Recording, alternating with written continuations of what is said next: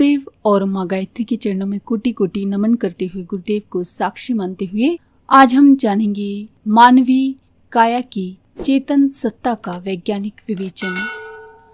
अध्यात्म क्षेत्र में प्रवेश करने वाले ब्राह्मी चेतना से संपर्क स्थापित करके विराट की खोज करने वाले जिज्ञासुओं के लिए यह अनिवार्य हो जाता है कि सूक्ष्म चेतन सत्ता की संरचना, उसकी विलक्षणता एवं क्रियाकलापों को भली प्रकार से समझें।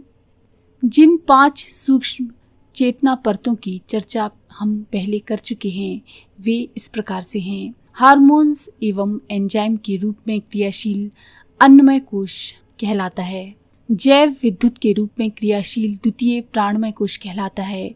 जैव चुंबकत्व यानी जिसमें कि आकर्षित करने की शक्ति होती है, उसके रूप में क्रियाशील तृतीय कोश कहलाता है यानी मनोमय कोश। स्नायु रस यानी न्यूरो हार्मोनल सीक्रेशन के रूप में सक्रिय चतुर्थ विज्ञानमय कोश कहलाता है एवं रेटिकुलर एक्टिवेटिंग सिस्टम तथा कार्टिकल न्यूक्लाई के रूप में विद्यमान आनंदमय कोश कहलाता है।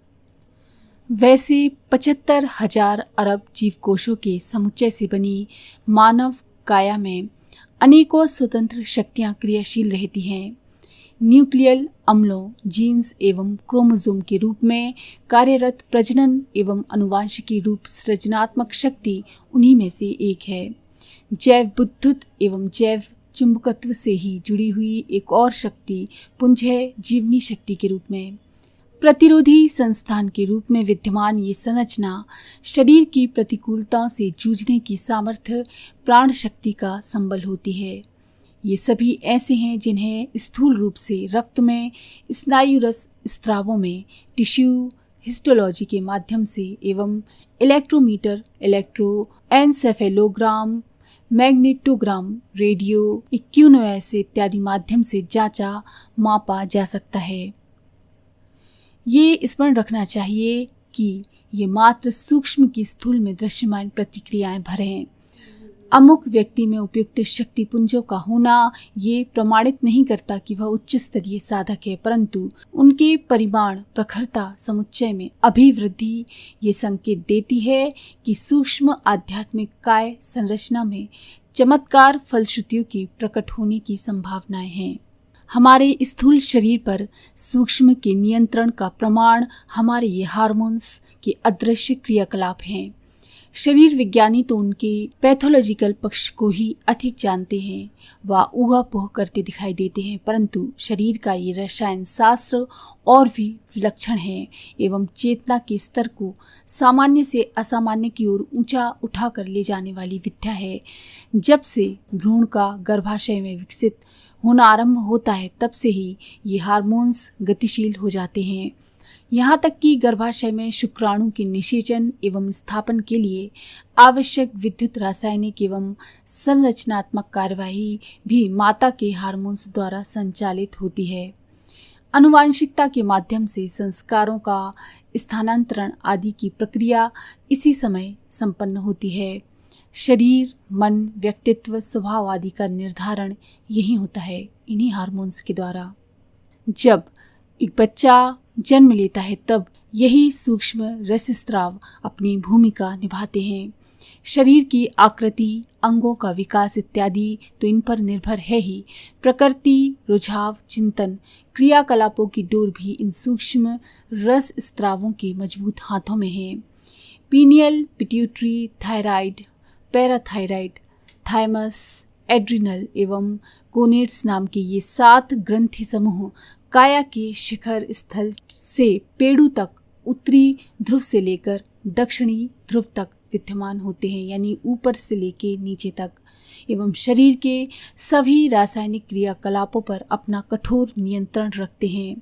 यौन विकास, दृष्टिकोण का परिष्कार, कामेक्षा पर नियंत्रण इन ग्रंथि समूहों के आधार पर ही बन पड़ता है।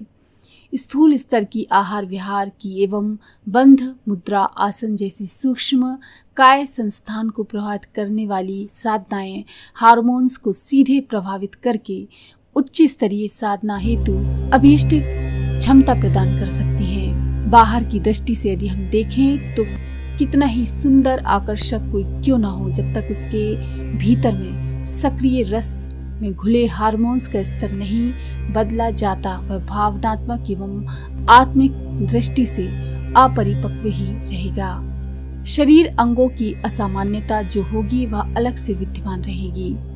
कई विद्वानों ने ब्राह्मी चेतना का व्यष्टि चेतना से संबंध इन्हीं हार्मोन्स ग्रंथि समूहों के माध्यम से होता बताया है।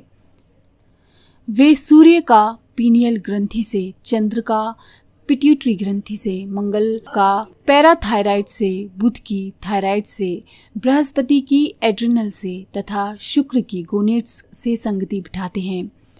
ये कहाँ तक सही है कहना कठिन है, किंतु ये स्पष्ट है कि व्यष्टि सत्ता समष्टिगत चेतना से निश्चित ही प्रभावित होती है एवं अपनी सामर्थ्य का बहुत सा अंश साधना उपादानों के माध्यम से इस अविज्ञात शक्ति समुच्चय से खींचती है। स्नायु रसायन मस्तिष्क एवं सुषुम्ना नाड़ी संस्थान में क्रियाशील वे रस स्राव हैं जो सक्रिय होने पर इंद्रिय में मानसिक चेतना को उच्च स्तर तक पहुंचा देते हैं।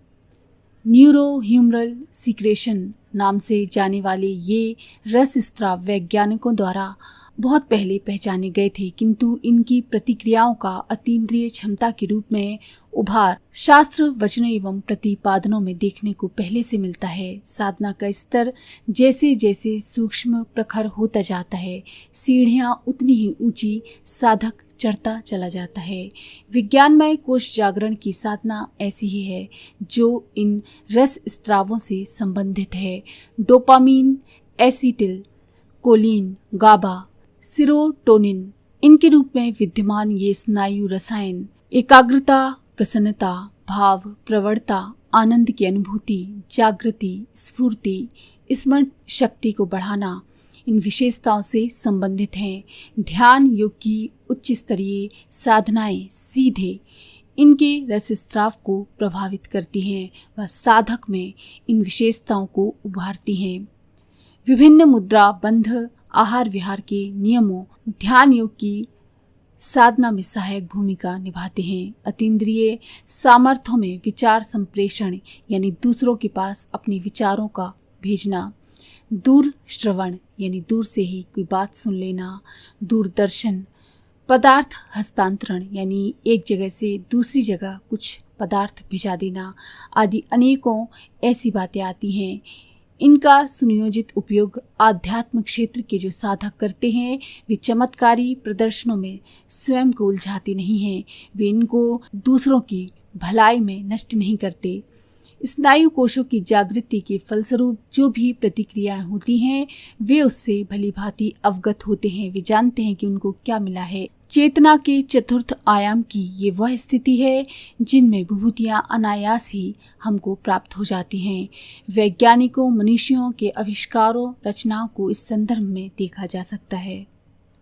चेतना के पांचवें आयाम को यानी रेटिकुलर एक्टिवेटिंग सिस्टम को ध्यान, धारणा, प्रत्याहार, समाधि की अवस्था में और अधिक उत्तेजित किया जा सकता है और सर्वोच्च स्थिति यानी आनंदमय कोश के जागरण की स्थिति में पहुंचाया जा सकता है।